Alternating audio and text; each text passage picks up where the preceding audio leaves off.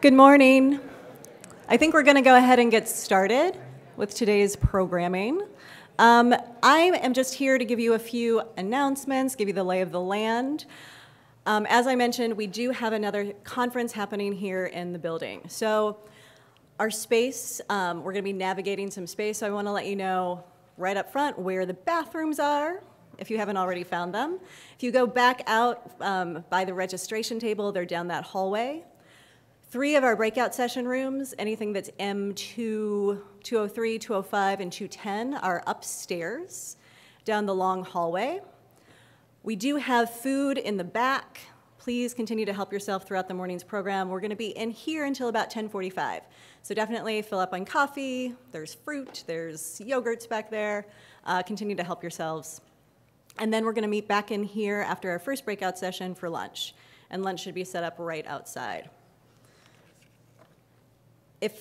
I know a lot of you have been to the summit for years and years, and every year the feedback that we get is that you like the summit because of the networking possibilities. It's just an easy place to come and chat. And every year we supply you with an email contact list so you can connect with people after the summit. You'll notice in your program folders we do not have a printed email list. We figure we can just email you that email list. We're in the 21st century, it's amazing. And along with that email list, we will also be sending you a feedback form.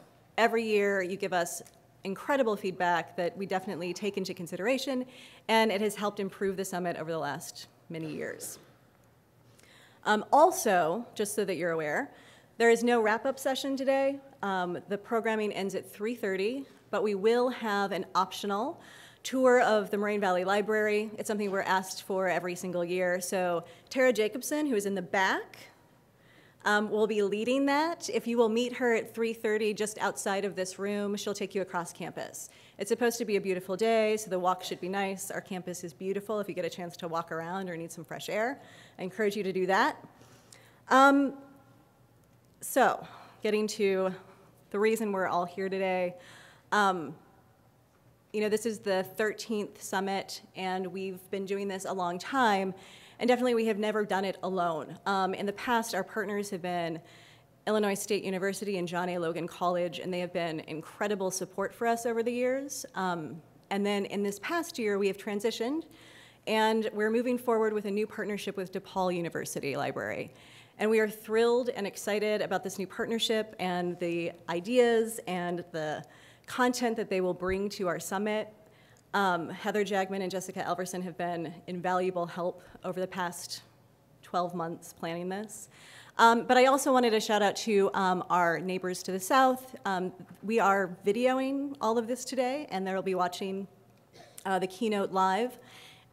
So we're happy that they're joining us online. And just really looking forward to moving forward into the new year with our new partners.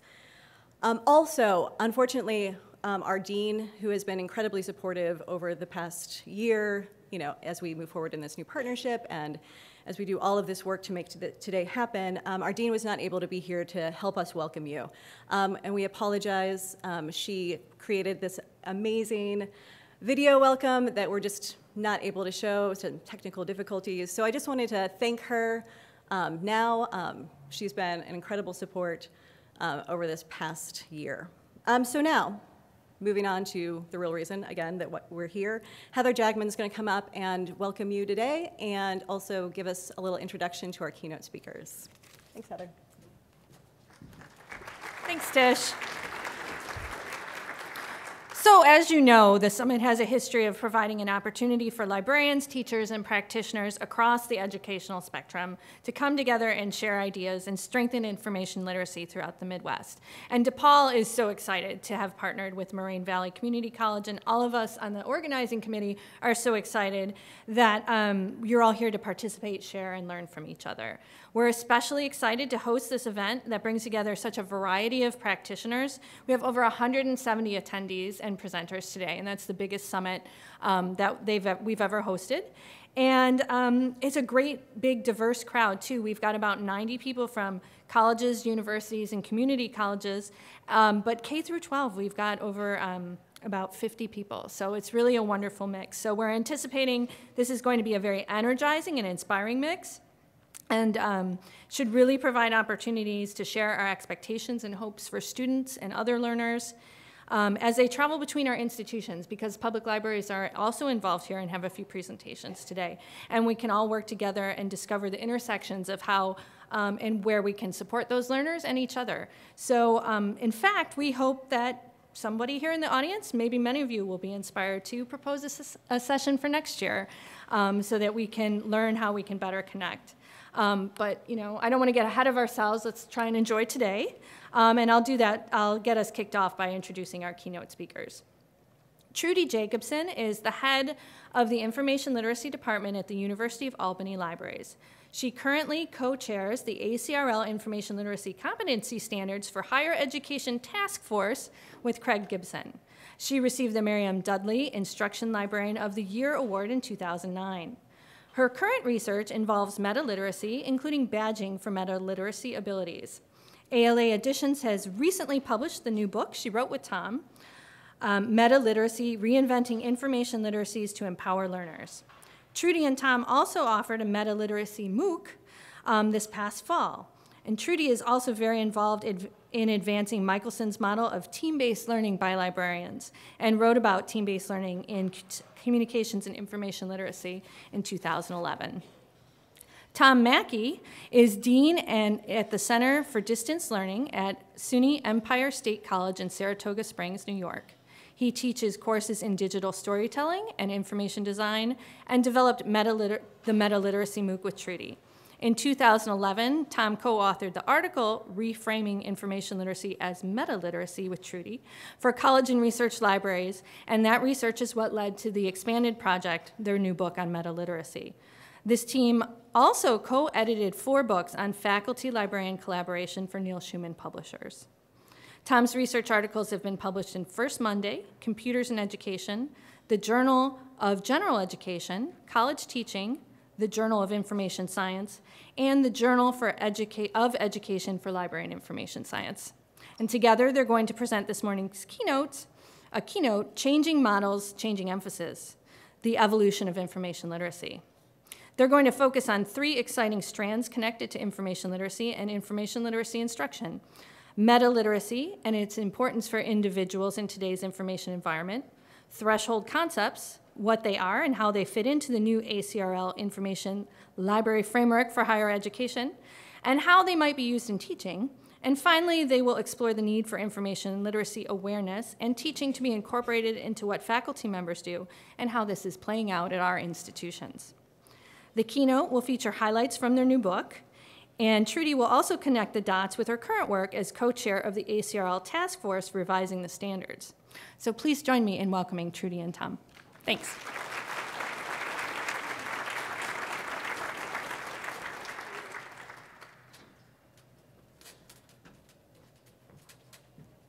Thank you very much for that lovely introduction, and thank you all for being here and for inviting us. We're just absolutely delighted to be here and to have a chance to engage in conversation with you.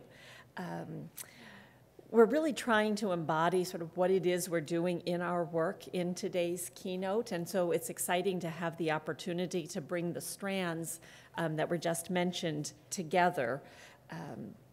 And we hope that this will be sort of engaging and exciting to you as well. We do have a Twitter feed that I do want to mention, and it is up here, and it's just Pound Meta-Literacy. So if anybody is tweeting, please feel free to use that. I also want to mention, because both Tom and I come from academia, a lot of what we're going to be talking about is going to be situated there, and we know that there are others here who are not in that setting, so we'll try to sort of expand as we're able to, but please feel free to ask us questions about that. And just one more thing about the questions, because we're going to be talking about a number of different areas.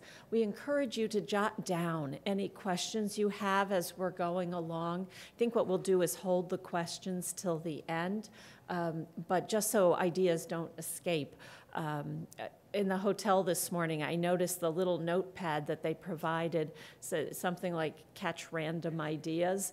Maybe these won't be quite so random, but if you could maybe keep track of them so that we'll be able to try to answer any questions that you have. Okay. So with that, I'm going to turn it over to Tom, who will start off the actual presentation.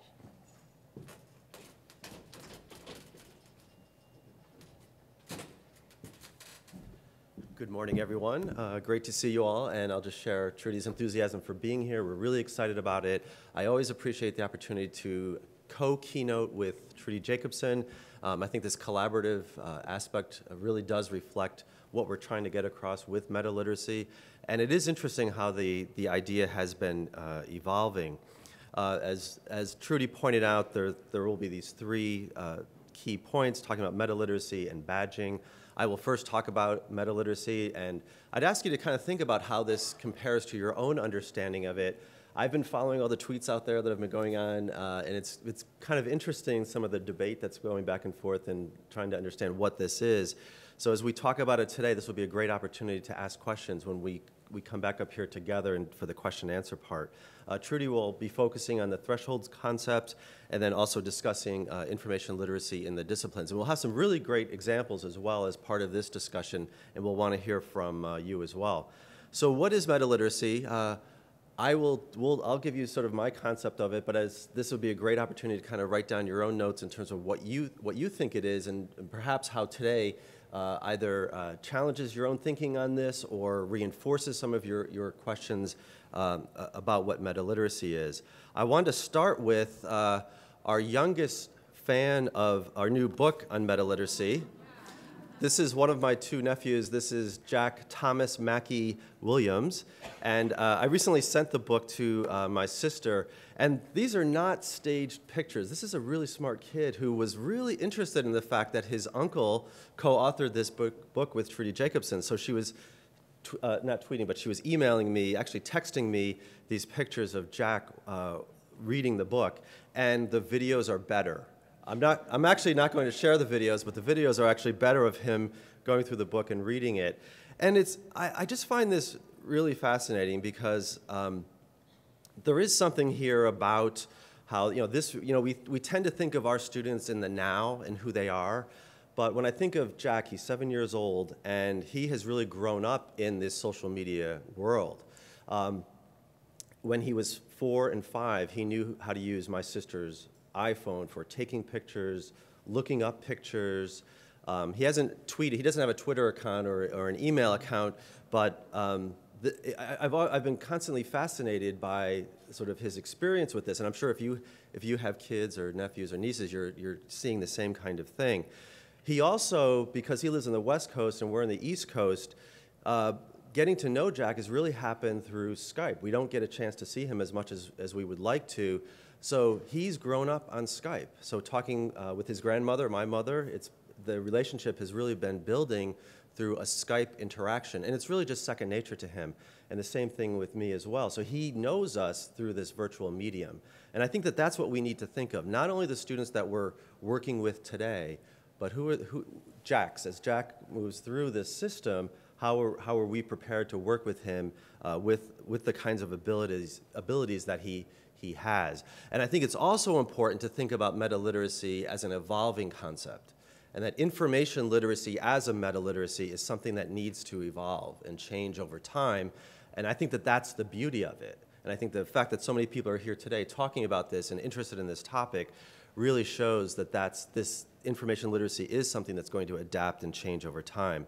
If we look at some of the key elements of meta-literacy, this is really what we identify as those elements. It really is, it reflects the kinds of technologies that we have today. So it really is the ability to produce, collaborate, participate, share information, and also to really enhance the metacognitive part of learning. And these things are happening in the social media world. If you're tweeting, you're doing this. But how do we bring this into the educational context so that we're not telling students to just close their laptops or turn off their cell phones, but how do we engage them with these kinds of technologies so that it is brought into the learning experience and not something that's just seen as a threat to learning. I think that meta-literacy really reframes, reinvents information literacy in this way and provides really exciting opportunities for learning. I think that we have just been so charged up over this idea since we've been developing it. Prior to the article that came out in 2011, just our conversations about it and thinking about it and ourselves using the kinds of technologies, the MOOCs, the badging, we are really experiencing what we're talking about. And we just find it as a way to kind of reinvent our own ways of thinking about this. So this is the latest rendition of this sort of the meta-literacy model. If you go on SlideShare and you look at some previous versions of this, it's really interesting how it's developed. Uh-oh, I have a low battery. Hold on a second. I forgot to plug in my laptop. Hold on.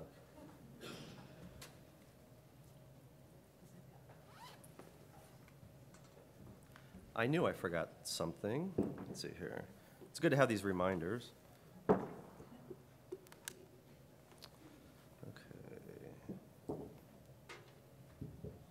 And I'm not sure where to plug it in, so if we have someone to help me out with that. It's not an emergency or anything. We still have some battery, but I just realized I forgot to plug in my laptop. So, hey, I just adapted to a technology challenge. So, and it always happens when I'm presenting. I always end up proving that point, that you always have to be able to do that. Do you think Troy? I actually know?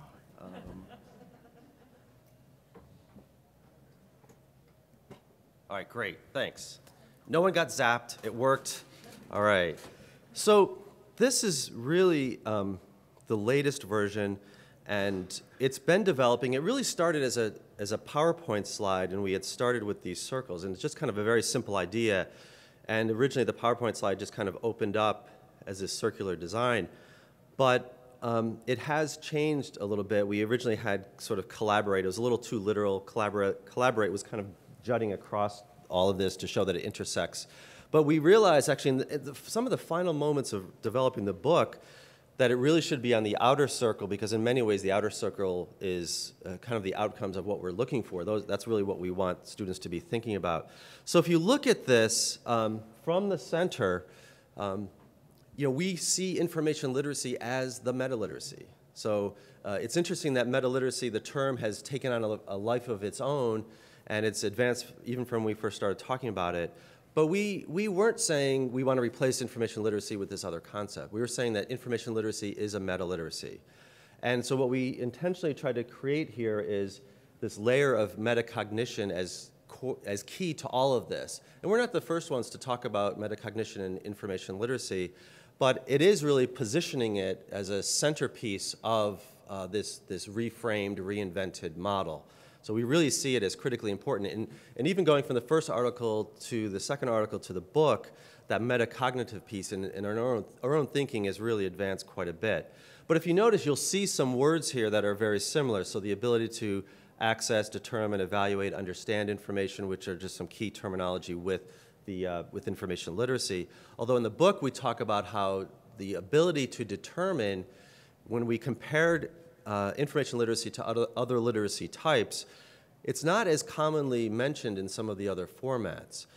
So we really think it's something unique to information literacy in that ability to determine an information need, it actually has a metacognitive component to it, because you're really thinking about what that particular need is, what that information need is.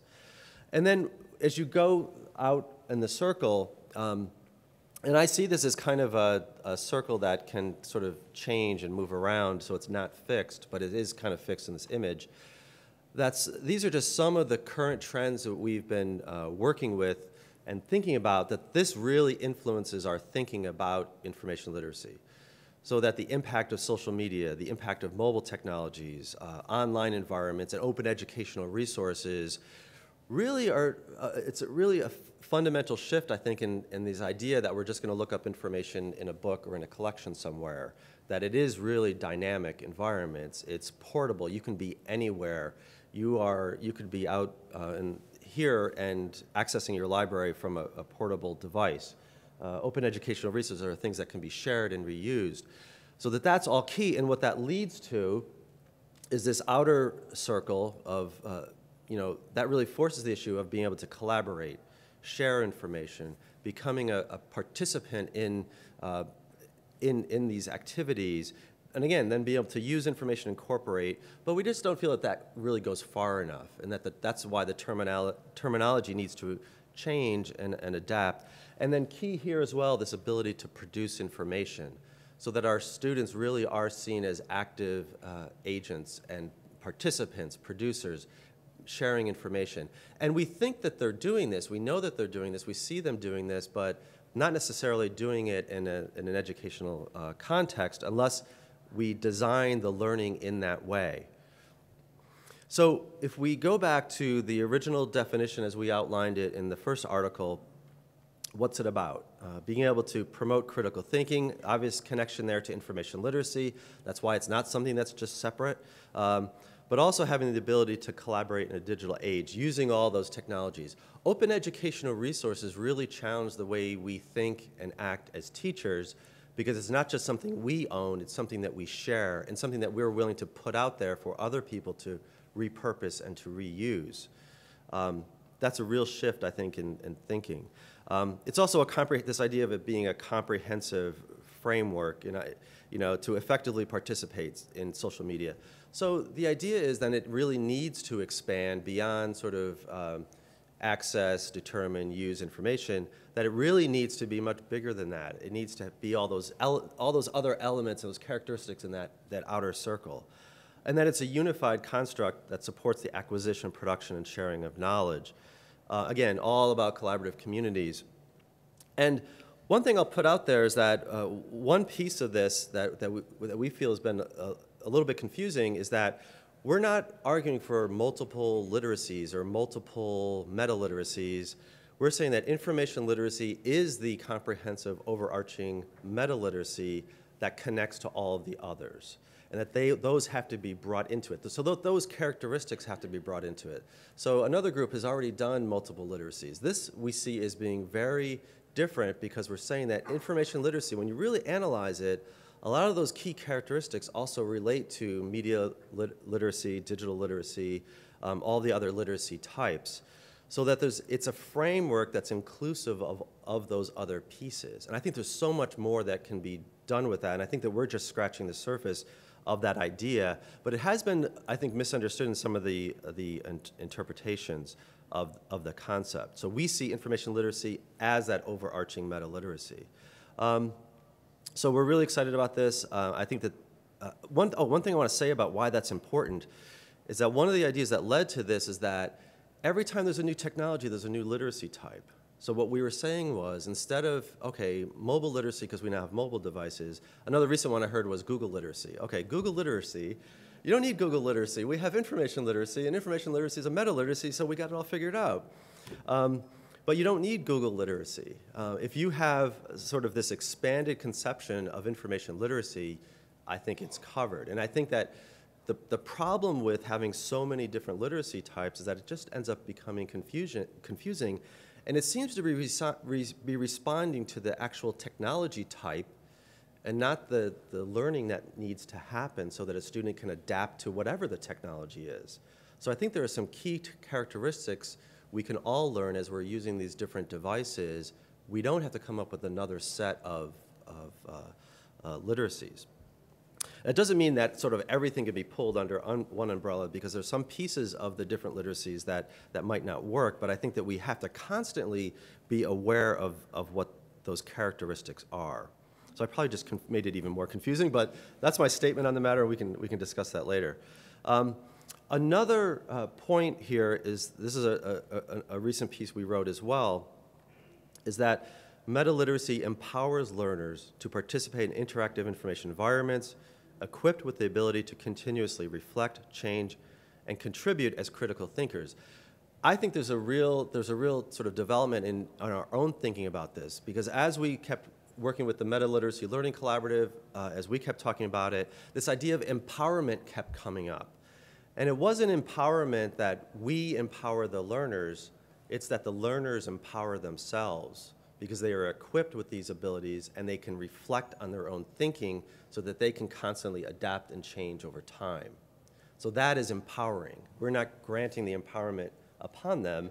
We're providing them with the resources and the understanding of their own thinking so that they are empowered. And I think it's a continuous, ongoing activity. And it especially relates to these participatory environments where you want to be empowered, and you want to interact, and you want to have a voice in social media that's relevant and meaningful. So that's all, I think, really important. Now, in the book, this is, again, trying to make this point that meta-literacy is not about introducing yet another literacy, since that's what we were trying to work against, but rather reinventing an existing one, information literacy, the critical foundation literacy that informs many others while being flexible and adaptive enough to evolve and change over time. So we really need that in the profession as well. I think we need the flexibility to adapt and to incorporate these emerging ideas. But again, we see that as core, acknowledging that the term meta-literacy has in some ways taken on a life of its own. So as teachers ourselves, so if you think of everyone who's in this room, we're here because we want to think about how does this impact either our teaching in a library or teaching classroom or teaching online, teaching K through 12. And I'm so impressed that there's such a mix of people here today from different educational settings. So that meta-literacy promotes a very different teaching and learning dynamic that needs to be present in the teaching of both groups. So that it really challenges us, we can identify these different characteristics in the kinds of technologies that we're engaging with today, but that really challenges us to think about how we're designing assignments, or designing sort of badging quests, designing a MOOC, thinking about the audience. It really, it might even challenge us if you're doing one-shot sessions of how do you do that with these ideas. And this is an important point as well, and I hinted at this, but I think this is really true, this idea that students rarely see themselves as producers of information, only as consumers, even though they may be very creative with emerging technologies outside of school. We probably see this all the time. I'm sure you're seeing your students with cell phones, cameras, laptops. I think that there's something that's fundamental that's happening there, and I think that they're very sophisticated in their use of those tools, but they may not necessarily be seeing themselves as producers in those environments, especially within an educational context. And in some cases, they might be discouraged from using resources such as Wikipedia, for example, because they're being told it's such a bad resource, without being told that it's also a resource that they can contribute to, which is a very different dynamic. It's not just going to this site. It's, well, if you're going to produce something and put it on Wikipedia, what would it be? And what are the elements that you need to be thinking about? And it really is, it's writing, right? So it's key. It's writing, it's research, it's all those things that I think are central to information literacy. But it is a shift. It's really encouraging, empowering students to think of themselves as producers in these environments. And this point, too, that very often it's probably they're still being asked to write papers. But what about these other media formats? We know that a fundamental shift has happened in the kinds of technologies that have emerged and that continue to emerge. The kinds of things we have today are going to be very different in 5 years. So again, it's returning to this idea that we want them to be collaborative, we want them to be producers, and how can we do that? One key aspect to this, too, is the metacognitive piece. And again, I think we've delved into this in much greater detail in the book. It was always a part of it, but this idea of thinking about one's own thinking. And a lot of people have written about this. We return to Flavel's work, that original essay, which I just thought was really interesting because he talks about it in such a easy to understand way. This idea of cognition about cognition, or thinking about one's own thinking, and this is from a different source, this is happening whether we're aware of it or not. And I think it has a real impact on how learners see themselves. So a learner, just think of the sort of metacognition that's probably happening in a Google search.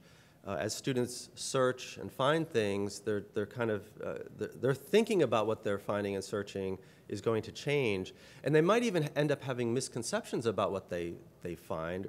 They might think that the kinds of searches they're doing are fine because they're getting an endpoint. They're finding something. But they might think that they're really good searchers, and when they might not be, and that's actually something that's in the book. Another example is this idea that we're constantly, I think, creating a sense of who we are based on our thinking about our own thinking. And an example, I was actually thinking about this morning, that in 7th grade algebra, I was always a good student, but in 7th grade algebra, I just did not get it. I wasn't interested in it. And my own thinking to this day is that I'm not good at math. So now, I'm a dean of this large center. I'm dealing with budgets. I'm dealing with personnel. I'm doing math all the time. But still, that idea that I'm not good at math still follows me to this day. So that's my thinking about that because of that experience. So this is something that's always happening. Sort of how can we impact student thinking about their own thinking? How can we leverage metacognition in a way that advances their thinking? Composition teachers who are asking their students to journal really get this because they're asking their students to reflect on what they're writing about. And that kind of work has been happening for years. But I think what it does is it allows the sort of this metacognitive piece to happen where students are much more aware of their own learning. So it's not just us telling them and assessing them, it provides them with the tools to really assess themselves. And I think hopefully in a very positive way. This is another model we created just for the book, and this is sort of what we see as the meta-literate learner. Again, very simple circular design, the fact that this could happen any sort of entryway here with obviously the learner at the center. And through our work with the Meta-Literacy Learning Collaborative, we really realized that it's not even just the metacognitive piece, that it's really these 4 domains. So the behavioral piece is important. So what students should be able to do upon successful completion of a learning activity. The cognitive piece, what students should know about upon successful completion of a learning activity. And that tends to be where we always position the information literacy pieces. But then also the affective piece, sort of emotions and thinking about how someone feels about sort of their engagement. And then the metacognitive, how a learner thinks about their own thinking. So it's really these 4 things that are part of meta-literacy, part of an expanded information literacy. So if we're putting the student at the center of this and we're thinking about this in our own learning activities, what we hope is the outcome is, again, all those active learning pieces so that the student then becomes the participant, the communicator, the translator, the author, the teacher. Learner becomes teacher through this process. We're not just pushing out information to the student. Collaborator, producer, publisher, researcher. And many of these things are happening, but I think we really need to foreground it and ramp it up in our own teaching so that it happens more. And so that we, again, are thinking of the student, all of these active learning pieces, really empowering pieces, because they become the teacher. It's not just us. And I don't think there's anything more powerful than that when you work with a student and you're learning from that student. So meta-literacy is metacognitive. This metacognitive approach challenges a reliance on skills-based. So what I'm talking about here is really moving beyond just the skills. And it's really much more about knowledge acquisition and how that's done collaboratively, which is a whole other key piece of this, that we're not just in silos, that we learn when we work with others. And this is one of my favorite images that conveys this because it's a self-portrait of Judith Lester. And any self-portrait you look at, I think this is really metacognitive because it's not just a picture of an artist at an easel, it's how the artist sees herself as an artist at the easel. So it's the artist sort of stepping back and having that awareness of who they are. And if you look at all through art history, it's just fascinating how artists see themselves. That, to me, is metacognitive. That's a much deeper level understanding of who you are. So I just want to talk about massive open online courses quickly, and then I'll give this back to Trudy to talk about badging and meta-literacy. Because I think this really exemplifies some of these ideas, and it's an environment that can really enhance this. It can also be an environment that doesn't support it as well as we'd like it to. So and I'm sure you've all heard of massive open online courses. How many people have taken a massive open online course? Okay, cool. How many people have taken a connectivist massive open online course? How many people have taken a Coursera? Or some of the other, edX.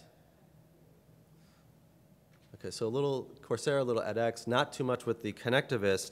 It's really interesting. The connectivist, or the CMOOC, was really the first kind of MOOC. It really was a learning experiment from George Siemens and Stephen Downes.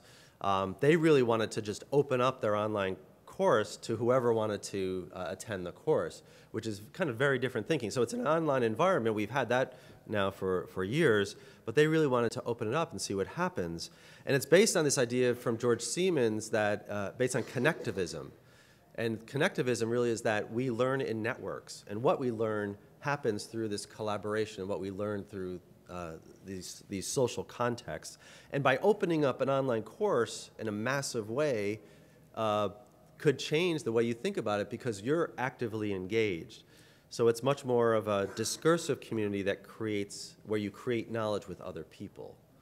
The first ever was connectivism and connectivist knowledge. Our first ever MOOC at Empire State College was called Creativity Multicultural Communication by Betty Hurley Dasgupta. It was the first one in the SUNY system. It was a connectivist MOOC.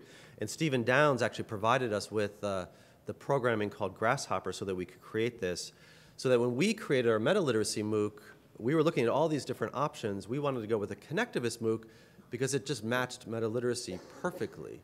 It allows you, the Grasshopper software programming is basically an RSS aggregator that allows you to pull together Facebook posts and Twitter feeds and blog posts.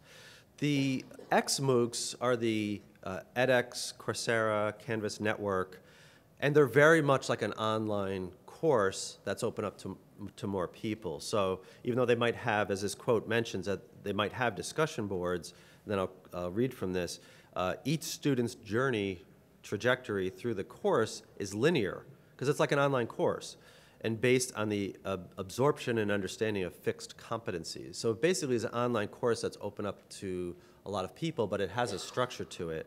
And then I'll just show you our meta-literacy MOOC. This is just the front page of it, and I encourage you to check it out. What was really interesting is that everyone who participated in this had a blog, and then once they sign up for it, they become a part of the course because the Grasshopper aggregator pulls all of those feeds together, whether they tweet about it, whether they post about it in their blog, and creates a newsletter. So they were creating knowledge through this connectivist MOOC. It was connectivist learning. Very different than putting an online course that's just open to everybody. And we also use these Blackboard Collaborate sessions. This is Paul Prinsloo from South Africa, from UNISA. And we had all kinds of guest speakers come in. So we were able to expand this internationally. And all those talks are still available. So we would have the talks. This is a very interactive environment. The Blackboard itself, the Blackboard Collaborate session, you'd have a chat room happening in there.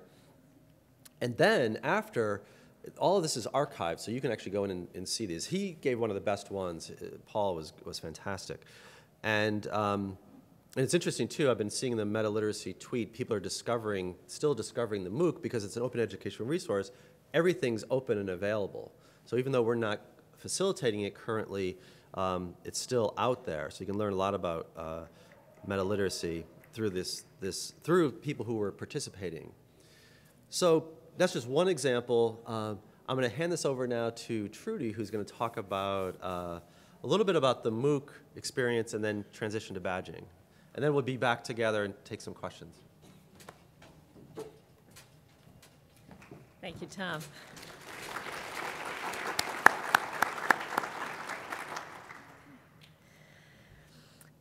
So Tom was telling you about connectivist MOOCs, CMOOCs versus XMOOCs. And we really did think that this model of the connectivist MOOC is just perfect, as he said, for meta-literacy, because we wanted students to be reflecting on their own learning. We wanted them to be making connections, going out and finding information that they found value in, that they could bring to the conversation. We had over 550 participants in the MOOC. The vast majority of those were professionals in the field, but I was teaching a course of approximately, at the start, 18 or so students. They signed up for this course not because they thought this would be a truly exciting educational experience, but because they needed the general education information literacy credit. So we had the intent that I've just been talking about, that this would really be a way to learn in a new way. You noticed that I said we had about 18 students at the start. Okay. The reality was that these were undergraduate students, mostly juniors and seniors, but they were very unused to this model of learning. And they actually were unused to online learning at all. None of them had ever taken an online course. None had taken a blended course. This was a blended course. They were doing the MOOC. They were coming to class. I heard something from them I never thought I would hear, and that was, could we have more in-class sessions? I think it's because they didn't really get the MOOC and didn't really want to do the MOOC. So they thought that they could sort of fudge it. But the self-direction that was involved was just so new to them, and it was not a successful experience. I did have about 7 who completed the course, with varying success of those 7. So something that we really thought would be an exciting experience, but really there needed to be more education. I was trying to do some of it, but, and maybe as students become more used to self-directed learning, or at least just taking online courses and needing to meet requirements for that, something like this might work. So we had the best of intentions, but for the undergraduate students, it was not what we had hoped. Okay. So that was just a follow-up on the MOOC that Tom was talking about. I'd like to talk about another initiative in connection with meta-literacy, and that is badging. How many of you are familiar with badging, like in the Boy Scout, Girl Scout sense, and in higher education or in education in general? Okay, so a number of you. So this idea has been sort of translated from the type of badging, you know, where you'd have your sash and you'd have a badge on it. I was not a very good Girl Scout, and I don't think I had very many badges. So Tom mentioned the Meta-Literacy Learning Collaborative several times. We took those slides out, but let me just tell you a little bit about it.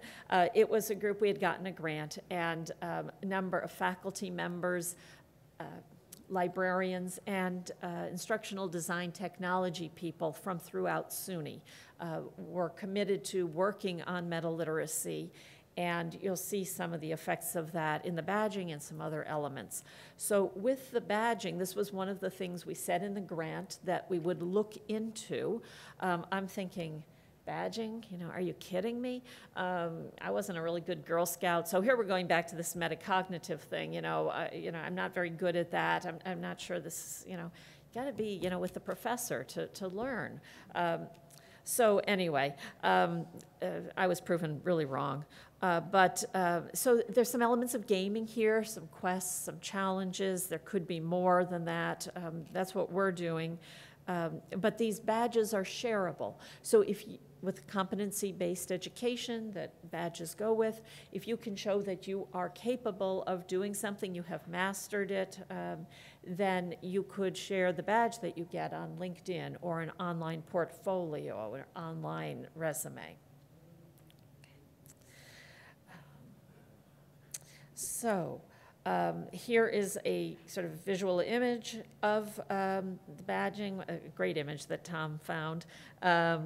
And so this is something where we decided, we said we'd look into it. Okay, so we'll look into it. The people on the grant were all type A personalities. And so you put us in this badging system where we're going to learn about it. And all of a sudden it's like, how many badges do you have? How did you get that one? I'm going to figure this one out. So you got really sucked into it. So in our exploration of it, we, like when you are teaching, you come up with your learning objectives. And we had meta-literacy learning objectives. They're up on the metaliteracy.org site. Here you're just seeing the 4 major ones. There are the goals and then the objectives that follow. And anybody who comes to our breakout session will learn a little bit more about this. But what we wanted to do was to take the objectives that fall under these 4 goals and have learners sort of get what we've been talking about as meta-literacy through quests and challenges and being able to show that they can do this and they feel confident. Tom talked about, they're being empowered through what they see that they can do. So that was goal 1. The second goal, understanding personal privacy, information ethics. This sounds a great deal like one of the standards for the information literacy competency standards. So there's a lot of overlap at the goal level. But if you're looking at the objectives in connection with meta-literacy, there really are some decided differences. 2 examples. One of the learning objectives with meta-literacy, this view of information literacy, is to differentiate between the production of original information and remixing or repurposing open resources. So moving a little bit over. Or distinguishing the kinds of information appropriate to reproduce and share publicly and private information and sort of how you disseminate the different types of information. Okay. Let me just quickly finish up with these. Goal 3 is sharing information and collaborating in the participatory environment. Some divergence here from traditional views of information literacy because there's a more communal or social aspect, as Tom had been talking about. And with the 4th one, this one goes rather broad. There's some overlap with information literacy here at the goal level, but again, the objectives, such things as demonstrate self-empowerment through interaction and the presentation of ideas.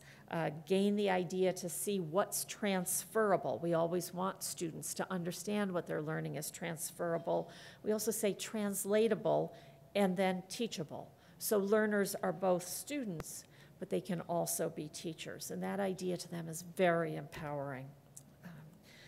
So we developed a badging system, and this is just an outline, not really meant to be readable. We understand there would be issues with that, but it does give you an idea. This is just one of 4 badges, the Master Evaluator badge that's part of the meta-literacy, it's like Uber badge. And you can see the level of complexity here. So these small ones with the very monochromatic designs next to them are the quests, sort of lower level things that work up to, so we're working from the bottom up, and so the next level up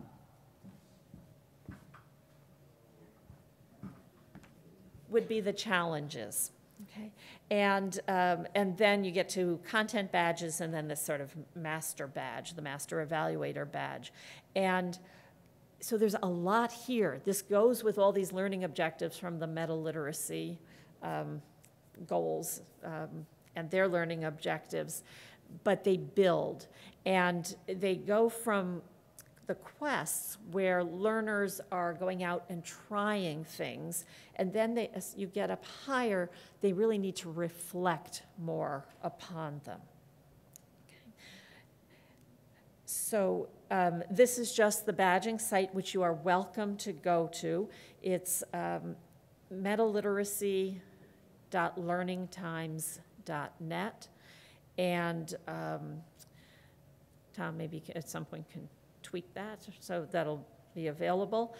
And so metaliteracy.learningtimes.net, and you can sort of get a sense of the welcome that we provide to learners when they register. They can then start accumulating, working their way through the quests and the challenges and so on. These are a bit different. Many of us have online tutorials. In this, there is absolutely no automatic acceptance of the work that students do. So we're using this both teaching our own courses and with faculty members, but there needs to be a commitment to reviewing the work that the learners are doing. And so I wanted to show you just one item. This is content analysis overview. Thinking back to that chart, this is pretty high up, and it's synthesizing. The student needs to synthesize everything they've learned from a number of quests and challenges. And this student, we'd been talking about visualization of information, so she included that element.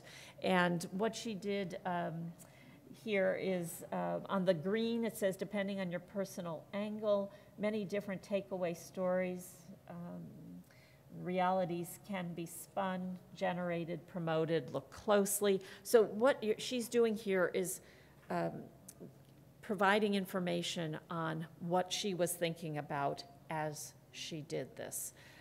Just really, it's so exciting to see this. So the preliminary observations, I used this in the fall, and then I used it in the spring. I was teaching an 8-week quarter course. I showed you that one badge with, there's like 23 elements in there. About 12 of my students did all 23 of those in the 8-week course on top of websites they were producing. It's a 1-credit course. I always get comments, this course is too much work, and it's a lot of work. They were so engaged this time, nobody told me that. They work in teams. They did tell some of their teammates that, but they didn't tell me, and when many of them got the opportunity to, because I actually raised it to 2 credits for those who wanted to finish the badge, I was able to do that. Many of the ones who had been complaining were really excited about the opportunity of going for another credit, and they finished up all that they needed to do. So very engaged.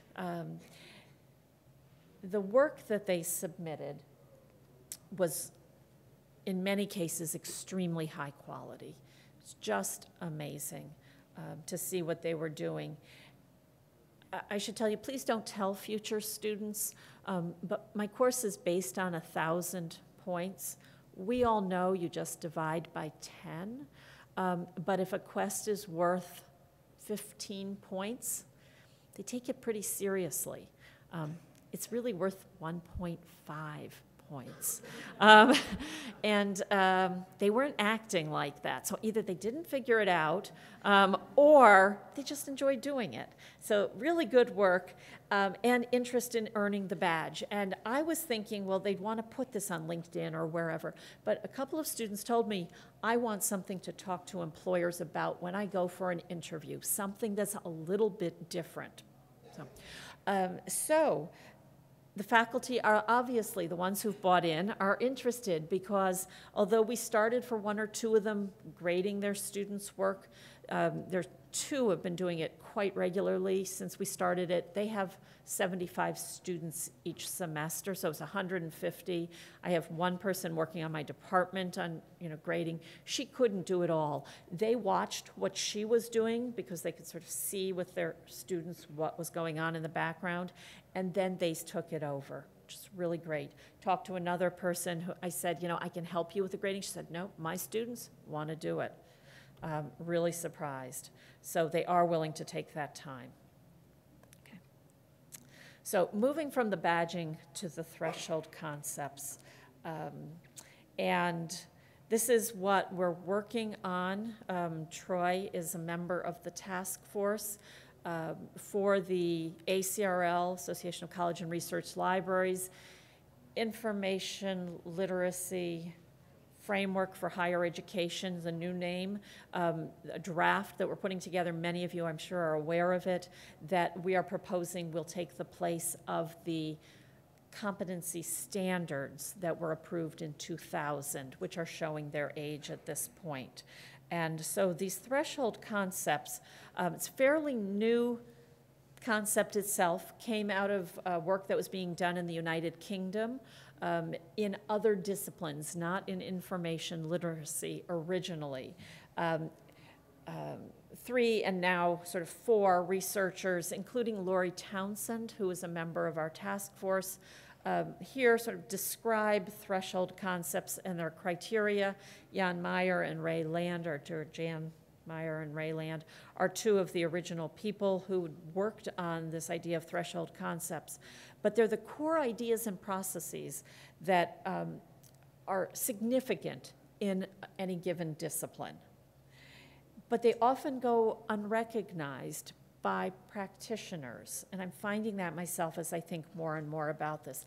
These are the things our students really need to understand to be able to successfully sort of practice what we're teaching them. We've all talked about we don't want to turn our students into like mini librarians, but there are important things that we know that will sort of get them over the threshold that will really help them in a way that, you know, some of the skills-based instruction just doesn't do, or they're learning.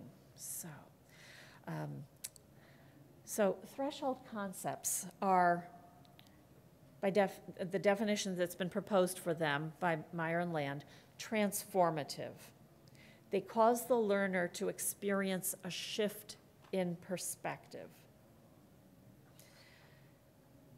They're integrative, so they bring together separate comments, could be learning objectives, into a unified whole. They're irreversible. Once you get it, you get it. You don't go back to this level of sort of not really understanding. They're bounded. That doesn't, we're finding, is not applying so much to information literacy because of the nature of what we do, but they, for other disciplines, sort of define the boundaries of a discipline and are perhaps unique to that discipline. And then the last one, troublesome, they're often the difficult or counterintuitive ideas that cause students to hit roadblocks in their learning.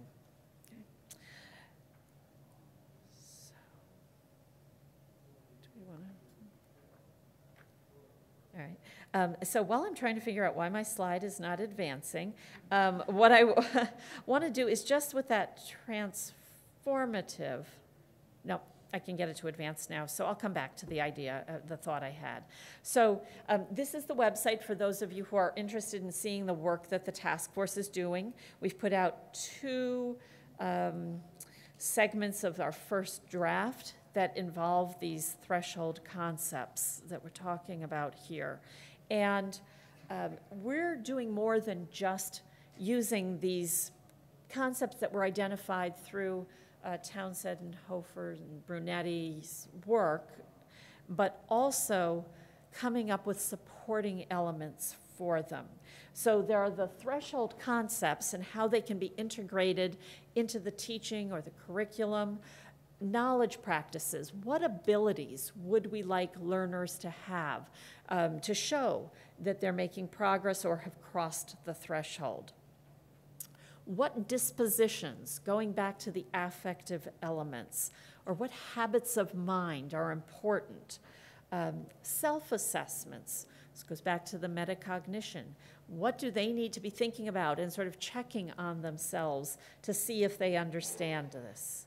And then what assignments and assessments, we're thinking of providing examples, but this is not prescriptive. It is dependent upon the situation that you're in and the teaching that you are doing.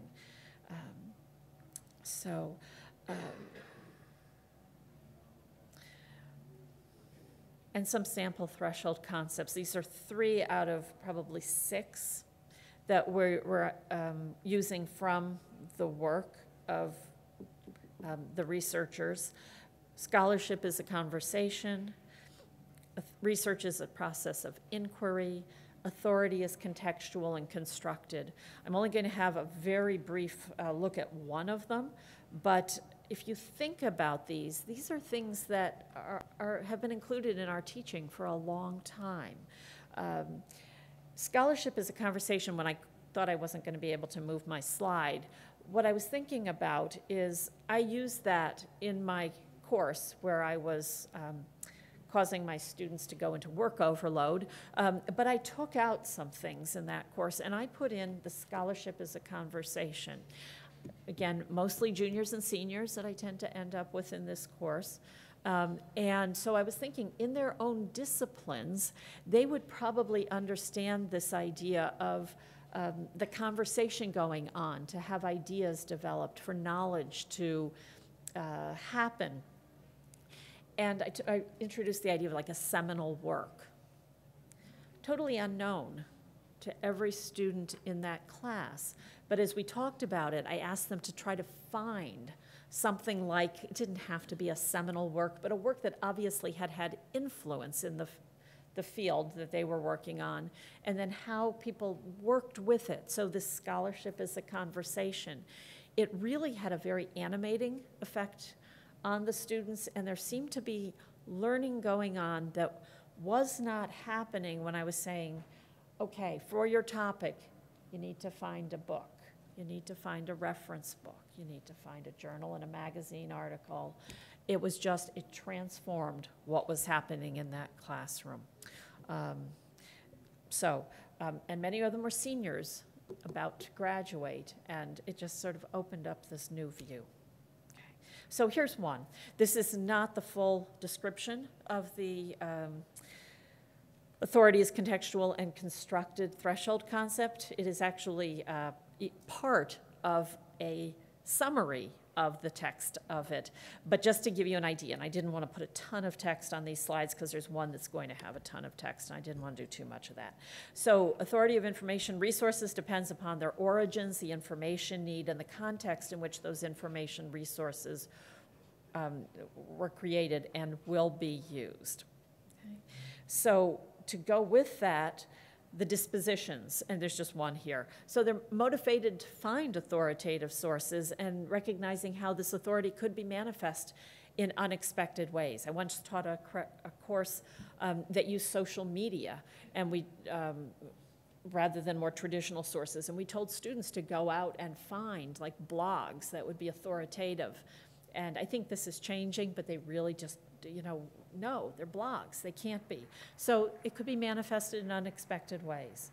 Knowledge practices or abilities. So maybe recognize that authoritative content can be packaged formally or informally and might use dynamic user-generated information.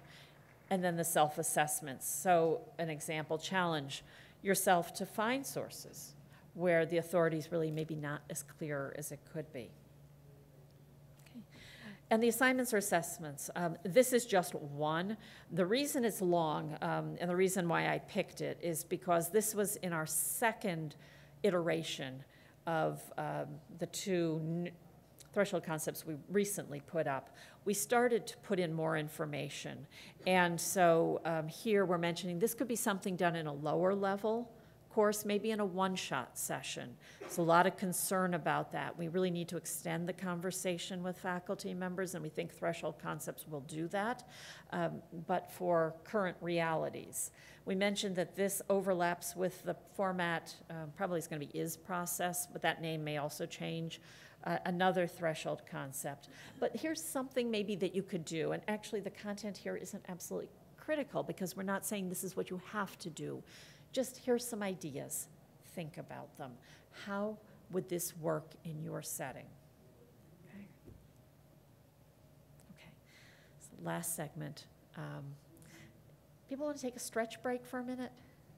Take a minute, 30 seconds, whatever. Just stretch or move, or you've been sitting a long time. And then we'll finish up with this, and then we'll give questions. And stretch break is turning into a restroom break. So we're going to regroup in 3 minutes. Good luck, women.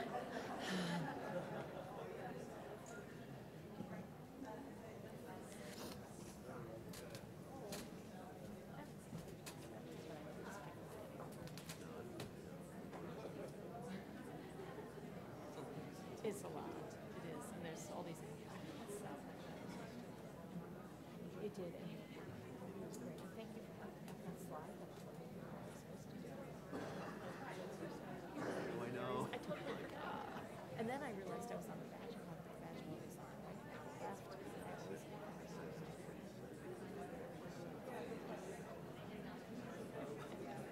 we have no idea.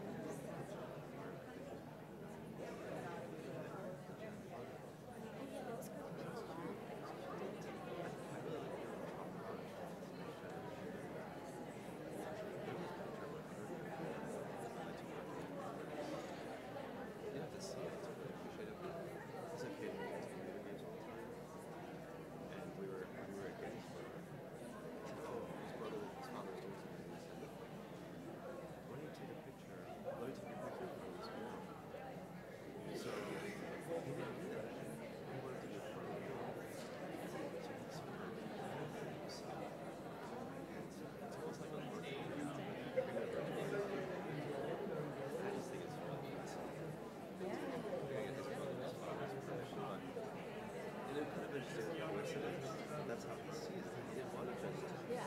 make fun of it. He wanted to make fun of it. Yeah, and that's very, Imagination. very. You have to see the picture, so it's, you'd appreciate it too. Yeah, yeah. And he did several pictures like that where he was part of but that was great. Yeah, yeah, really well. Yeah, no, you did it very well. Actually, I kind of have a sense of what I want to say, but you can tell me this.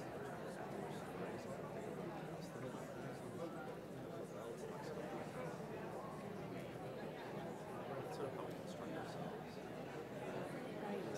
Yeah. I do math most of well. Yeah, right. And so I picked up on that. You know, I figured when you never introduced it. Yeah. They do. They really do. So I figured I'd throw it in. But I've got lots of kids. Oh, it's interesting. And I think people put pictures of the screens.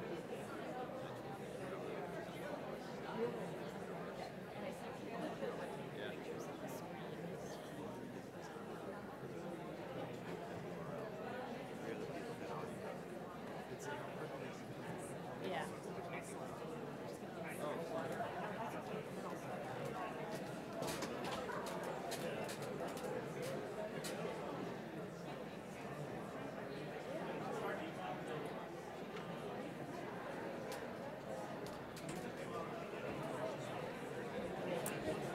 Okay, so if we could start to regather, and maybe in about a minute, I'll get started again.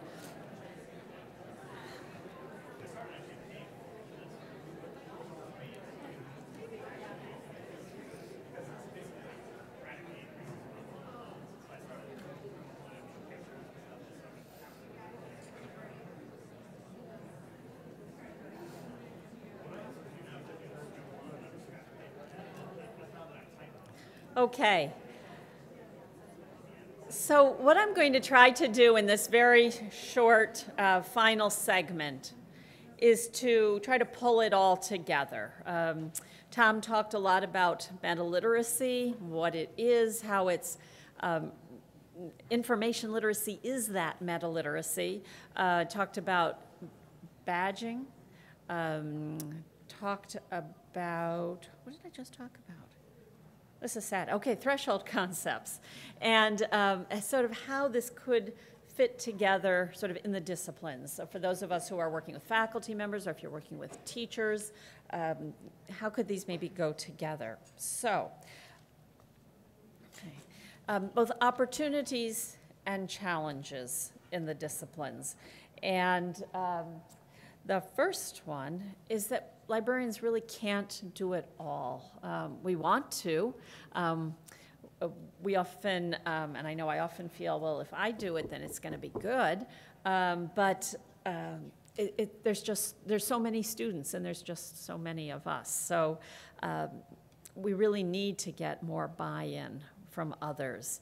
But then there's some faculty members that I work with have a really good idea of what information literacy is. And then there's the accounting faculty member who said, my students all know how to use spreadsheets, so they're information literate. So there's that worry and tension there. Okay. Then there's sort of incorporating the goal of this meta-literate view of information literacy. And so if they don't fully get what information literacy is, this is going to be a little harder. But I'm finding that the threshold concepts are garnering a fair amount of attention and interest. I've mentioned them to several faculty members, and they say, do you have an article about that that I could read? When I pick myself up off the floor after I finished fainting, I give them one. So I think that there's some entry points there, and then potential role for badging or other kinds of competency-based learning initiatives. The University at Albany, we have had strong general education competency requirements, both lower level and upper level writing, information literacy, oral discourse, and critical thinking for a number of years. But in 2000, SUNY Central said that, everybody's going to do these. University at Albany jumped on this really quickly. We had a lot of strong support for information literacy. Those all became courses or components of courses. It couldn't be that, like in freshman comp, a librarian would go in once or twice and then information literacy would be covered. So there were courses for information literacy on campus, either taught by librarians or taught in the disciplines. We have just had a change in these competency requirements. I've been on the planning of this throughout, and now there's going to be both a lower level requirement for all four of them and an upper level one. So now we have 2 information literacy requirements, but the upper level one is going into the major. All 4 of them are going into the major. So it's the responsibility of the department. They have new learning objectives to work with. I'll talk about briefly in a minute. And there's lots of new kinds of conversations going on. I'm on the council that actually reviews their plans, and so I'm seeing the good and the not so good. The lower level is mostly going into a new writing and critical inquiry course that we did not have before. So what's been really exciting is working on those learning objectives.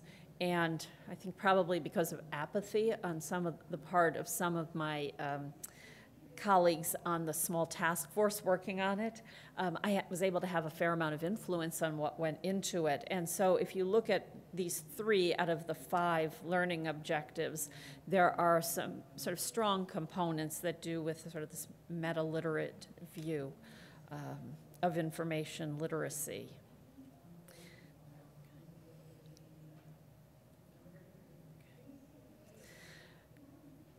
So as I'm thinking about working with this on campus, with the lower level, we're trying to have more extensive use of the badging. That's where those 2 faculty members I talked about earlier are. They're in that writing and critical inquiry department, and that department is going to start standardizing what they do across the 17 instructors. So this might be a way to do it, and actually the person in charge of that program caught him on the academic podium and just said, are you going to have that meeting soon to decide? And he said, yeah, and what I'm really thinking about is maybe we'll have a writing and critical inquiry badge. So the students, even though they're not going to do all 23 of that one of 4 badges, they may have a subset of 7 or 8, but they're going to have that feeling that I got through all of those, and they can show that badge. With the upper level, the threshold concepts and badging within the disciplines. So perhaps when you're thinking about working with teachers in subject areas or in the disciplines, it's possible that they're going to understand a lot with the threshold concepts. We've been seeing that there's been some concern from librarians that the faculty members will not really get these threshold concepts But those who have gone out and started talking to them, we're not seeing that. So that might be a way to really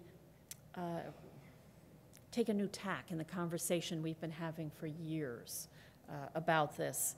And then if you're using something like badging, and I know that there's more people thinking about it or similar things, that might be a way to take more generic things and customize it. So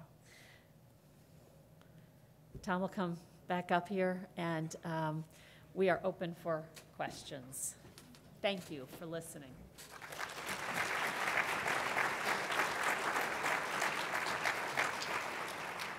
So if you have questions, raise your hand, and Jessica and I will come to you. Since we're streaming this to our colleagues downstate, we want to make sure we get questions on the microphone, or else it's just silent. So whoever wants to start. I'm on my way.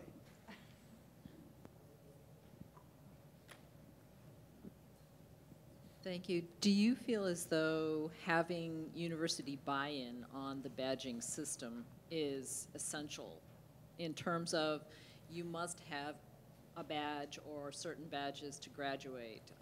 I know in some liberal arts colleges you must have writing rich classes, for example, to graduate, or you must have a certain diversity element in order to graduate. Do you think badging plays a role in that regard? I can think of maybe like 3 strands to answer that question. And did everybody hear the question? Mike seems very low. So the question was, does there need to be buy-in from the campus on the badging? And you mentioned a couple of other elements where sort of it's campus-wide. And so would this need to be one of those programs? So the first thing that comes to mind, I know some campuses are thinking about co-curricular transcripts or co-curricular records where, so other types of things students are doing could show up on that. And I see some nodding, so it might be we could ask for more information about it. Albany doesn't yet have that. It's sort of thinking about a co-curricular record is what they're going to be calling it if they do it, so that it could be sort of legitimatized in some way. Albany is not actually an institution where badging is accepted. It's not prevalent. In fact, our badging program is the only current badging program that we know about, but there seems to be some openness to it. And another department has shown some interest in doing it as well. So I think, and I did speak to somebody at Purdue who there's more going on there with badging. They actually have developed their own badging platform. They would like to sort of get involved with that. So there seem to be a number of different models, but I think if we can sort of show we're trailblazers or get involved with that co-curricular transcript, there would be entry points. And it wouldn't need to be a situation such as Tom's institution where personal learning, PLAs, prior learning assessment is something that is a very common concept. Right. Right. I mean, I think anytime you have institutional support, the better. But what's exciting about these open resources, it doesn't have to depend on that. So an instructor, librarian could be very entrepreneurial and say, this is an open resource. I'm going to build this into my own teaching, and that's really exciting. So it's not something that it's not something that's credentialed in that way. It's not a credit bearing, but I always see it as something that leads to something that's credit bearing because it's similar to an assignment. And I think that the folks who attend our session today and really see what a badge is, the sort of elements are very similar to what you would design in your course, but it's delivered in a very different way, and it's open and collaborative with other instructors. So in some ways, you have to create this thing, let it go. So I created several quests for Trudy, and they weren't mine for my course. They were part of the badging system, and anyone can use them. And when I hear from Trudy, and she says, my students loved your quests, I'm like, oh, that's great. So it's still that feeling of being a teacher, but you're not as directly involved. So there are many different elements of this.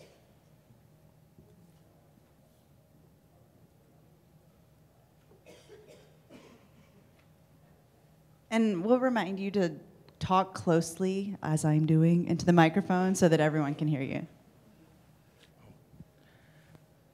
You know, you mentioned these MOOCs and the difference between your expectations and the reality. The question I have is, when you think about the origins of the unwillingness of students to be self-directed learners, and obviously the badges is kind of trying to point students in that direction, what other ways have you found to motivate students to be that self-directed? I mean, what's the origins for why they, in these online courses, they can't seem or are unwilling to move in that direction? Like what's the history of that, I guess?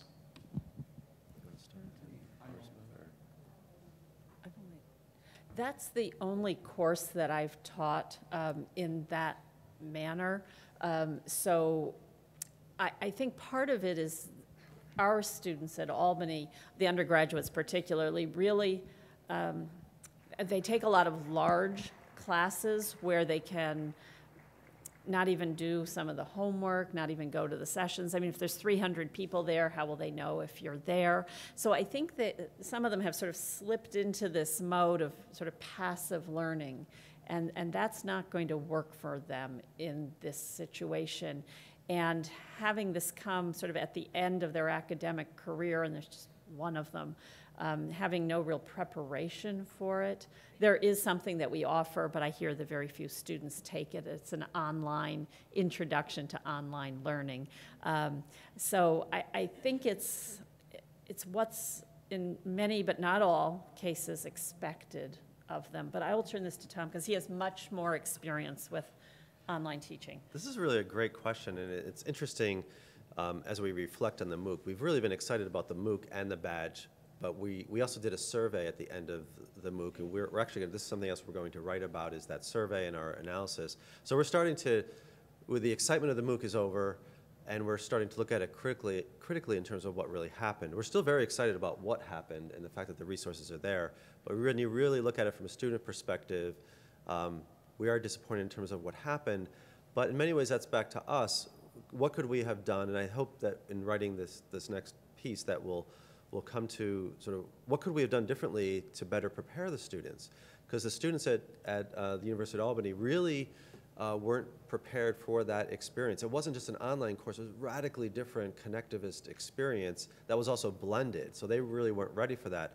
But it's interesting, the badging experience is very different. So the badging, when you hear Trudy talk about it, it's clear that the students benefited from that, but that's something that's brought into the face-to-face course, and there's a different kind of context there that maybe made that work compared to the MOOC, although the MOOC worked for some students. We do know that self-direction is critically important for the online environment.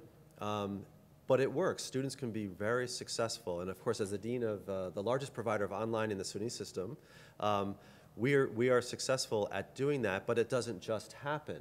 And we lose some students too. But we do a lot to prepare our learners. We do assessments in advance to see if they're ready, and some of those assessments are self-assessments for them to determine if they're ready for this online environment. We have an online orientation to prepare students. We do a lot in terms of the intake when we're talking with prospective students to explain to them what this is. And of course, Empire State College, half of the enrollments are online, but the other half are face-to-face. They take place very individualized with mentors in centers throughout New York State. So sometimes a student might want to blend that face-to-face experience with the online. Sometimes they might come to us because they think that we're Empire State College, we're a part of it, and then we'll say, well, maybe you live near the Syracuse Center. Maybe it would be better for you to pursue your study there. So it is. Self-direction is key, but it's something that can definitely be done. I think that what we'll learn from this is how to prepare students for that environment. And what's interesting is that this is the problem with MOOCs in general. The completion rate for MOOCs is terrible. So what's the model? I think we need a different model for MOOCs, whether it's connectivist or whether it's Coursera-style MOOCs. I'm not sure if 500, 1,000 students really is what is, we get excited about hearing those numbers, but I'm not convinced that that's really what it takes. I think it's trying to find smaller groups within that environment. For example, we cap our online courses at 20 to 22. We don't do 500 students in a course. We just did it for the MOOC.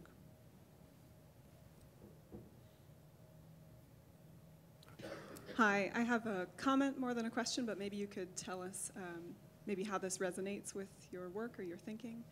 As we're talking about badges, I'm thinking a lot about motivation, student motivation. Trudy, you mentioned that in learning about badges, you really became engaged in seeking them out. They were almost inherently motivating to you. So I'm thinking of them as sort of performing a meta-affective function, where they might help us open conversations with students about their own motivation. Do you find that that might be the case, that these might serve a purpose in opening a conversation about student motivation? I think the potential is definitely there to do that. I like that sort of meta-affective idea. Maybe next time, when I teach this summer and I don't have them do 23 of them, we could do a little bit more about that. But I definitely think that that's a possibility. And some of them are written such that even if we're not necessarily talking to them directly about it, their thinking is reflected in what they're doing, which gives me a much better sense of my students. But I think that you're right. I think that potential is definitely there. And I'll just comment too, I think within the badging, because in many ways the badging, what we're asking students to do, it's either writing or it's creating something, and it is that very much meta sort of reflection piece. I think in the MOOC, there was some of that as well, because it was sort of the novelty of what a MOOC is, and some of them were blogging about that experience. Another interesting thing that happened is that we originally thought, okay, great, we'll do this massive open online course, we'll have students from University of Albany and students from Empire State College, and for some reason, our undergraduate students weren't as excited about doing the MOOC, so we didn't get any undergraduate enrollments from my institution. However, it was also open to graduate students, and we did have one graduate student who did a meta-analysis of MOOCs, and it was just brilliant. He ended up doing his own survey after we did our survey, and he worked closely with a faculty member, and he was doing that. So what his contribution was not only participating in the MOOC itself, but taking it to that higher level as a graduate student would do, doing a survey and being able to analyze not only our MOOC, but also our MOOC within the context of other MOOCs that are out there. So again, I think there's such great potential for that kind of reflection. Your talk, and I'm really excited about how you're emphasizing metacognition. I think this is a really interesting idea of metacognition being a part of the badging. I'm not that familiar with badging, and I know that you mentioned initially kind of thinking, what, badging? That's not really going to be the right fit. And so I have a couple of concerns about badging that I don't know maybe were also concerns for you, but I would be interested in your perspectives on it. So I guess one is, I understand that they're intended to motivate students in this MOOC environment where there hasn't been a lot of retention. But if it could be seen as this kind of like external motivator that kind of de-emphasizes the deeper reasons that students might be learning. And I guess my other concern is also that it becomes a kind of commodification of the learning process, or that it oversimplifies the very complex skills that you're trying to have students learn. And that was my bigger concern, that, well, now I'm a master of, critical thinking or, fill in the blank, when in reality, they're going to be continuing to develop these skills. So if there are ways that you address those types of concerns. Okay. So actually, we didn't use the badging with the MOOC. You're anticipating a grant that we hope we're going to get for this fall, where we're going to be doing an XMOOC on Coursera, where we would include the badging. So we've sort of done that separately from the MOOC, but we do hope that it would provide some motivation and interest on the parts of students. I understand the concerns sort of about students feeling that they're more masters than they may be by the time they do it. And commodification was the other element that you mentioned. So we're trying to make them so unusual in a way, and delving into areas that students maybe do not see as what they think of as information literacy. So Tom maybe will explain in a minute one that he did, that I wasn't really getting that sense. I mean, I had some students who just sort of went through them and, you know, filled out what they could, but because they were asking the students to think about how they would do it, how they would value things, how they would interact with things, I wasn't getting as much of that as you might expect. The idea of them feeling that they're more masters than they truly are could be an issue. I don't know that we've thought about that an enormous amount. When we provide the metadata that would go with this, it would sort of give an overview. First of all, who is credentialing the students, and then an overview of what they did. And it wouldn't highlight so much any particular element within it that those who are looking at that metadata would feel this, but the person themselves could. And that's a really interesting point that I'm going to want to think about more. So thank you. Did I address the areas you, because Tom might also have things he wants to say, but that you had brought up? Okay. Another great question. I think, you know, the badges, the ones that I've seen, and I developed a few quests and worked on this one thread. They're interesting and they're complex, and the fact that they're framed within that constellation, I think it shows that it's not just something that you would follow in a linear way. It kind of shows an environment.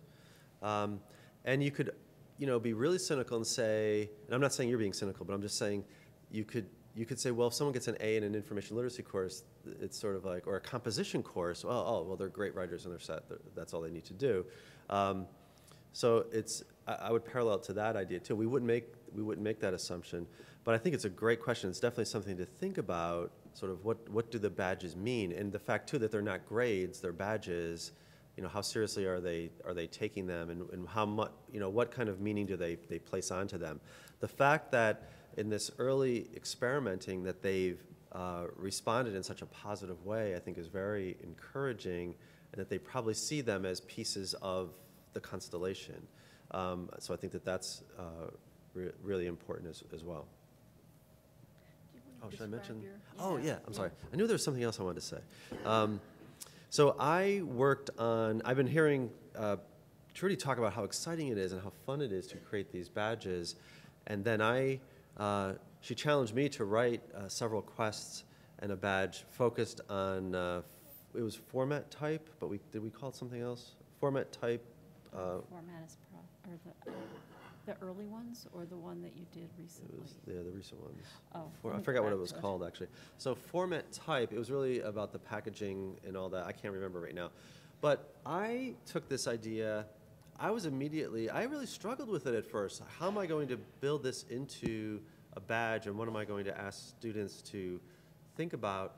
The badge I created, the first quest I created, asked students to, what are we calling it? Collaborative creation. That's why she sent it to me. Collaborative creation with feedback mechanisms, speaking out, and informed consumer. And it actually developed from that. So feedback mechanisms, we were thinking about how do you look critically at, you know, reviews, like TripAdvisor reviews or book reviews. These are things that are in social media all the time. It's user-generated information that can inform what you're thinking. So instead of just discounting it because someone you don't know or a bunch of people you don't know are reviewing something, whether it's a book or a hotel or something, how would you kind of look at that critically? So I came up with this idea of having students plan a trip to Speaker's Corner in London, where at Speaker's Corner in London, you can basically go and say whatever you want. And I was really focused on, okay, well, if you're going to take this trip to London, how would you get there? How would you create your budget? How would you use Expedia and user reviews? How would you make critical decisions about the hotel you're going to stay at based on the reviews? Because I do this all the time. I secretly, I'm an anonymous person on TripAdvisor, and I love it, and I'm always providing reviews. So, kind of work that into it. But how do you take that information in a critical way and also write things? And it was interesting. I thought I was really smart and had a really good idea. And Trudy said, well, this is really good, but you should do a continuation quest where the students actually go to Speaker's Corner. What are they going to say? I'm like, oh my God, how did I miss that? That's like the most important part of it. So that led to, we did the feedback mechanism where they're reviewing all of this sort of social information, but then I built the speaking out, because I found some really great resources for Speaker's Corner that were focused on democracy and speaking your mind and what that is. And there was actually a website on speaking out and sort of the responsibility of that. It all came back to information literacy and the kinds of things we're trying to teach our students in finding a voice and researching ideas critically. So that was the continuation quest. And then the other piece of it we were talking about in dialogue was, well, we know that we want students to be producers of information, but they're also consumers. So what is that piece? So I created another quest called Informed Consumer. And then that all led to this collaborative creation, what is that called? Collaborative creation. Challenge. The challenge, the ultimate challenge, the collaborative creation challenge. So I did that whole section on the collaborative creation piece. And through dialogue with Trudy, it really expanded beyond sort of my original ideas about it. And it was pretty complex. And then Trudy's telling me how much the students enjoyed the responses and how substantive the responses were. So I was really excited about it. So it looks like we have 1 minute left. So perhaps we have one more question? Oh, I guess this would be kind of a quick one. Trudy, can you comment on to the next revision, the next draft of the information literacy standards? Can you give us any sort of teaser about what the conversation has been and where you guys are looking for the next draft? Yes, we've been getting an enormous amount of feedback from the form that is available online. People have been filling it out both individually and as groups. We've been reviewing it. We have an in-person meeting in Chicago next week, and we're going to really be looking at, what is it that we can make changes to. We've already started to make changes. We have the meta-literacy learning objectives have been removed from each of the threshold concepts, but are going to be integrated better into either the knowledge practices or the dispositions, depending where they belong. We are doing some rewriting of some of the threshold concepts. We're adding additional material, so there will be an introduction for faculty members that will be like 1 page, one for administrators. There will be, we're going to be talking about the sandbox idea, the online space. Troy, what am I missing? I don't even want to, I don't know. You're getting most of it. Yeah. So anyway, so I guess the important point is that we're taking the feedback extremely seriously. We hope to have a new draft up in June, and there'll be time for comment before and during annual, but then it has some other processes that it has to go through. Our hope is to have the ACRL board consider it at a fall meeting. Okay. Thank you all very much. Come on. We just want to close with this.